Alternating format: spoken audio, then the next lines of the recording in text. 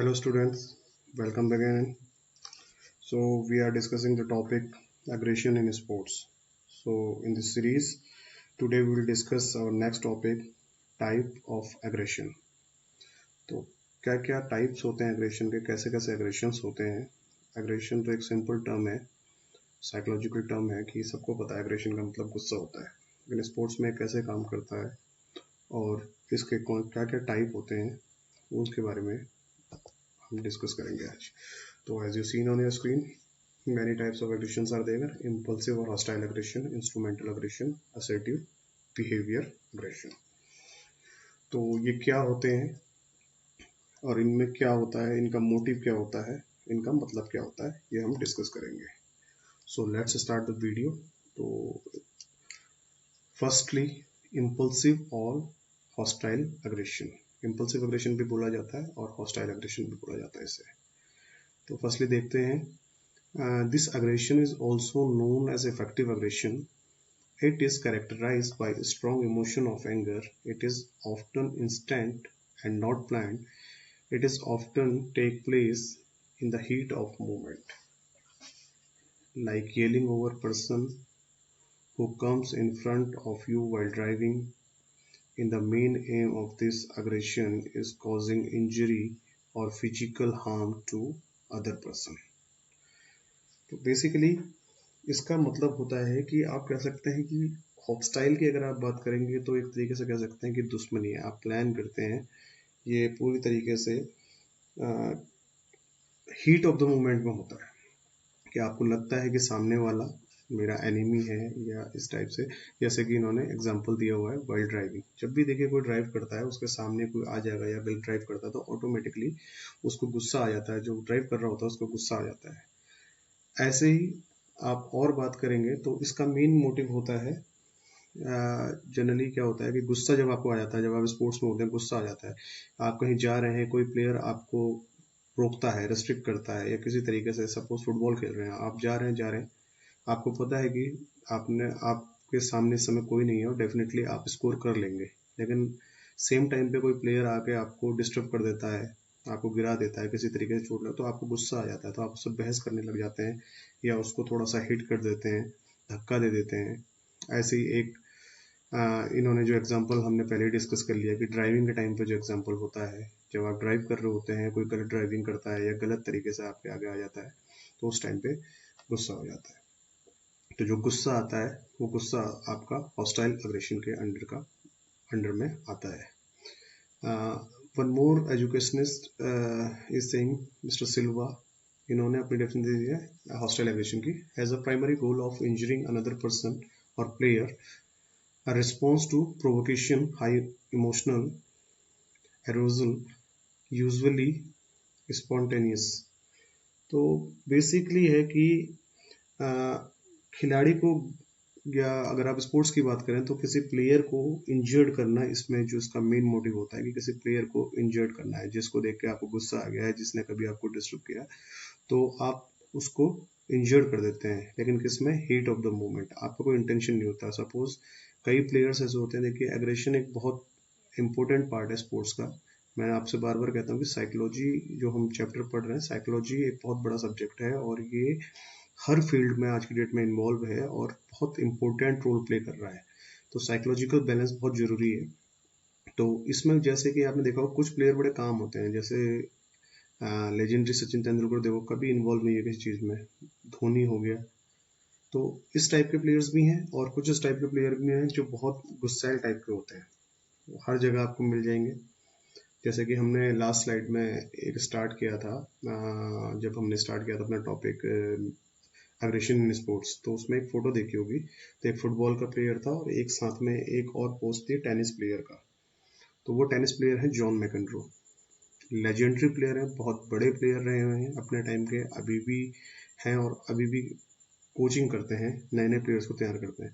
लेकिन जब वो खेलते थे तो वो गेम तो उनका बहुत अच्छा था, लेकिन साथ साथ वो अपने अग्रेशन के लिए, अपने गुस्से के लिए बहुत फेमस थे. ऑलमोस्ट हर मैच में उनकी कोई ना कोई बहस ऑफिशियल से या अपोनेंट से अपने हो जाया करती थी. तो उस कंडीशन में कभी वो रैकेट तोड़ देते थे अपना, कभी एम्पायर को कुछ अब्यूजिंग कर देते थे, कभी वो कर देते थे. तो बेसिकली उनका इंटेंशन नहीं होता था, लेकिन जब वो अपने जो उनका परफॉर्मेंस है उस हिसाब से, जिस हिसाब के वो प्लेयर थे उस हिसाब से परफॉर्म नहीं कर पाए, तो उन्हें गुस्सा आ जाता था। उस टाइम पे वो अपने को कंट्रोल नहीं कर पाते थे। और जो गुस्से का जो हम बात कर रहे हैं हीट ऑफ द मोमेंट में, उसमें किसी को प्लेयर, जो मैंने आपको जिडेन की बात बताई थी फुटबॉल में, उनका भी कोई इंटेंशन नहीं था। वो खेल रहे थे, किसी प्लेयर ने आके उनको रिस्ट्रिक्ट किया, वो अपनी बॉल लेके जा रहे थे, अचानक उनकी उससे बहस हुई और उसी मोमेंट में उनको हिट कर दिया। तो दैट इज हॉस्टाइल एग्रेशन। ये इस टाइप की जो भी एक्टिविटी होती है, इस टाइप के जो भी एग्रेशन होते हैं, वो हॉस्टाइल एग्रेशन के अंडर में आते हैं। सेकंड है हमारा instrumental aggression. Instrumental aggression is also known as predatory or channeled aggression. It is marked by intended behavior to achieve a large goal. This is often done with careful planning and usually exists as mean to an end. Like aggressor's goal is to obtain money or vehicle and harming another individual. तो जैसे इसमें देखिए कुछ word आए हैं आपके, पहली line दोबारा से हम रिपीट करते हैं। Instrumental aggression is known as predatory और channelled aggression. It is marked as intended behaviour to achieve large goal. तो इन्होंने एक वर्ड और यूज किया हुआ है कि this is often done with careful planning and usually exist as mean to end it.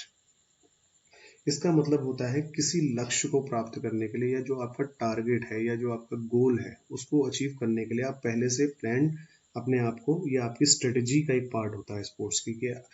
कई बार देखिए बहुत सारे स्पोर्ट्स ऐसे होते हैं कि सपोज दो टीमें खेलनी है, क्रिकेट, हॉकी, फुटबॉल, कोई भी बड़ी ऐसे गेम जो टीम इवेंट वाले हैं, तो कई प्लेयर्स ऐसे होते हैं जो फ्रेशर्स होते हैं या थोड़े से गुस्सेल टाइप के होते हैं, तो उनको केवल यही ट्रेनिंग दी जाती है कि आपको हम बीच में एंट्री करवाएंगे। जैसे फुटबॉल में चेंज हो जाते हैं, हॉकी में चेंजेस हो जाते हैं players in between the matches, उनका काम ये होता है आएंगे और दूसरे प्लेयर को इंजर्ड करेंगे, क्योंकि ये उनकी जो प्लानिंग है उनका उसका एक पार्ट है। उन्हें पता होता है कि अगर आप अपोनेंट टीम के एक या दो अच्छे प्लेयर्स को इंजर्ड कर दोगे किसी तरीके से, आप एग्रेशन करके, या उनको किसी तरीके की पेनल्टी लग जाए, या वो गेम से बाहर हो जाए, या वो इंजरी के थ्रू आपने किसी ने इंजर कर दिया उसके थ्रू वो बाहर हो जाए, तो क्या होता है आपकी टीम को उसको फायदा होगा। मेन मोटिव क्या है कि आपको एक जो आपका गोल है या टारगेट है आपका कि मुझे ये मैच जीतना है या मुझे ये टूर्नामेंट जीतना है, आपने उसको बना रखा, उसके लिए आप कुछ भी करने के लिए तैयार हैं।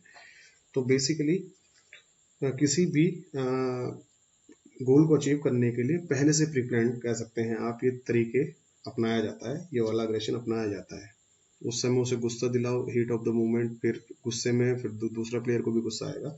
तो ये वाला जो इंस्ट्रूमेंटल एग्रेशन की बात करते हैं, तो ये प्री प्लान्ड होता है, किसके लिए, किसी भी अपने जो भी टारगेट है गोल को अचीव करने के लिए होता है।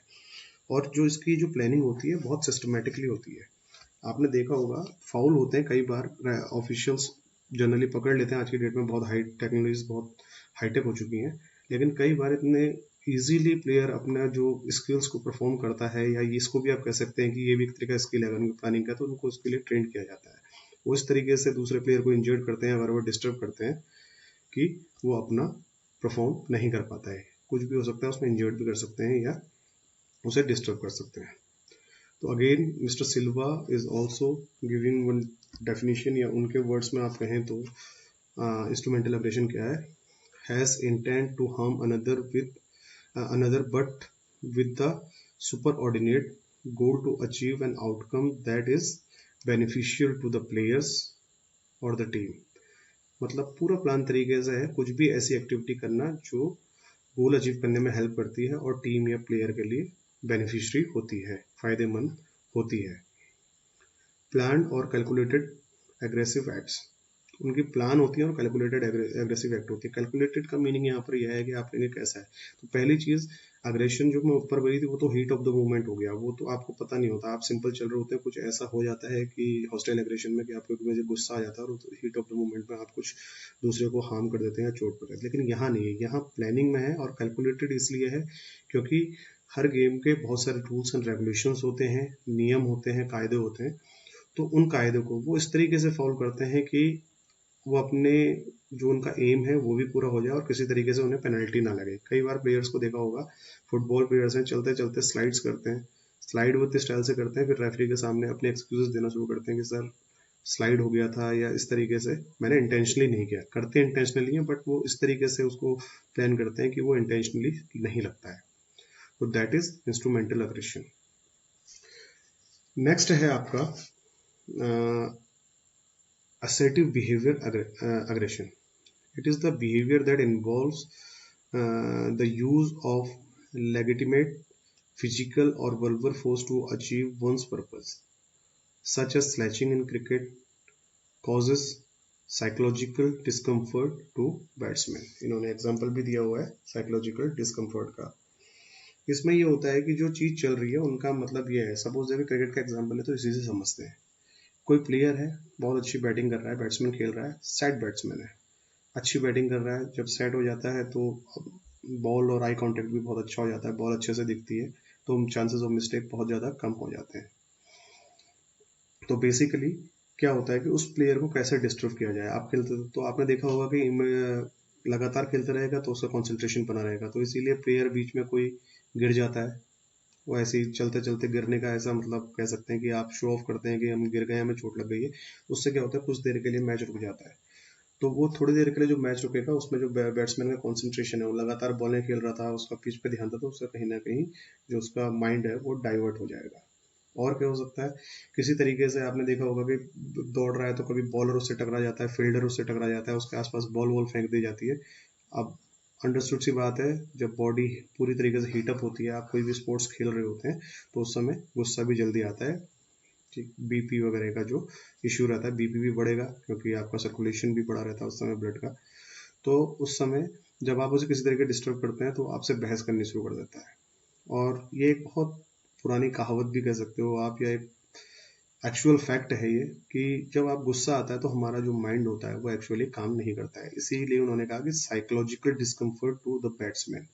तो बैट्समैन को आपने बहस कर दी किसी तरीके से, डिस्टर्ब बार बार उसे छेड़ रहे हैं, तो उसे गुस्सा आएगा, वो आपसे बहस करनी शुरू कर देगा। तो जहां पर वो एक बहुत काम तरीके से और बहुत शांत तरीके से बैटिंग कर रहा था, अब आपने उसे गुस्सा दिला दिया, तो उसका जो भी कंसंट्रेशन है वो डिस्टर्ब हो जाएगा, वो डिस्कम्फर्ट होना शुरू हो जाएगा। फिर बार बार आप कभी जब भी आप उसके सामने से गुजरेंगे या वो आपसे कुछ बोलेगा या आप उससे कुछ बोलेंगे, तो उससे क्या होगा, उसका ध्यान जो उसका अभी तक बैटिंग में और बॉल पे फोकस था वो हट के अब प्लेयर्स की तरफ जाना शुरू हो जाएगा, जिससे वो कंसंट्रेट नहीं कर पाएगा और कहीं ना कहीं टीम को जो आपका मोटिव था उसके पीछे उसको डिस्टर्ब करने का, स्लेजिंग करने का, जिससे वो आउट हो जाए और हमारी टीम को फायदा हो, बेनिफिट हो, वो आपका पूरा होता है।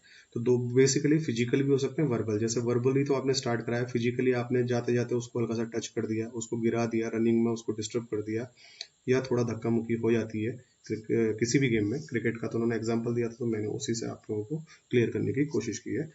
तो these are the types of aggression. Hope you understand. Thank you very much. See you in next video, and please make notes of this.